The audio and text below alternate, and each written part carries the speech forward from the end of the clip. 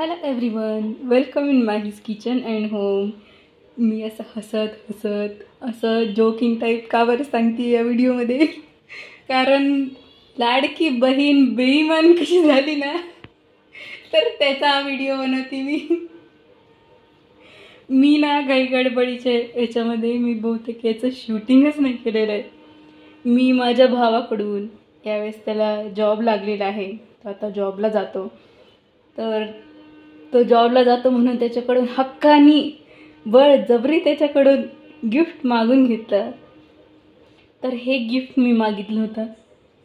हा स्टँड, हा खूप उंच पण होतो, पण मी आत्ता शूटिंग केलेलं तर त्याच्यामुळे त्याची जेवढी साईज मी सेट केली होती तेवढीच ठेवलेली आहे.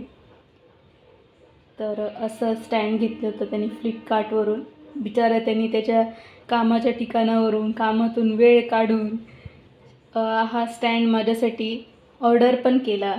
आणि ही जी क्लिप आहे ना, मोबाईल ॲडजस्टेबल क्लिप, तर ती आम्हाला म्हणजे माझ्या भावाला एवढं सगळं गिफ्ट देऊन पण रिपीट ऑर्डर करावं लागली विनाकारण.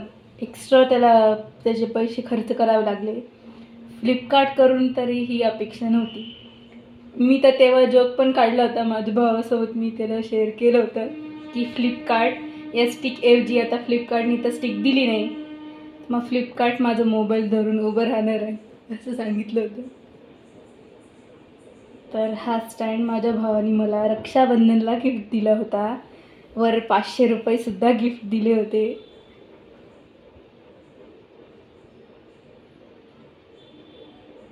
मी लाडकी बहीण योजना पण चालू. अरे मला हसू, म्हणजे चांगली गोष्ट आहे ती. लाडकी बहीण योजना काढली. माझ्या डोक्यामध्ये आणखीन प्लॅन होता की त्याच्याऐवजी सरकार काय करू शकत होतं महिलांसाठी सक्षमीकरणासाठी. कारण जॉब्स महत्त्वाचे सगळ्यांसाठी. सेफ जॉब्स असतील तर ते जे पैसे आहेत त्याच्या दुप्पट तिप्पट महिला अर्न करू शकतात. आणि जर सरकारी काही प्रोडक्शन्स असतील तर सरकारला त्याचा इतका फायदा होऊ शकतो जितका ते आत्ता इन्व्हेस्ट करायले ह्या योजनेमध्ये, त्याचे 10 पट कितीतरी पट ते लोक त्याच्यामध्ये पैसे म्हणजे बेनिफिट मिळू शकत होते. पण त्यांनी तसं नाही केलं. पण जरी त्यांनी आता त्यांची थोडी जबाबदारी कमी करून जे काही पैसे ते आत्ता देत आहे महिलांना, तर त्याच्यामधले पैसे साठवून महिला आणखी काही करू शकतात, स्वतःचा उद्योग व्यवसाय चालू करू शकतात. असं नाही की योजनेचा काहीच अर्थ नाही वगैरे, असं नाही. चांगली योजना आहे. पण मी माझ्या भावांनी दिलेल्या गिफ्टचा मी व्हिडिओ नाही काढला म्हणूनच माझी लाडकी बहीणचे पैसे आलेले होते. ना माझे पैसे आले, ना मला त्याचं अर्ज भरल्याचं काहीच नोटिफिकेशन आलेलं नाही आहे म्हणे. पण लाडकी बहीण फ्रॉड असते. लाडकी एकुलती एक बहीण, ते पण स्वतः हक्काने म्हणते ना मला हे पाहिजे मला ते पाहिजे, तरी पण फ्रॉड चाळे कशी करते ना, तर त्याचा परिणाम आहे बहुतेक.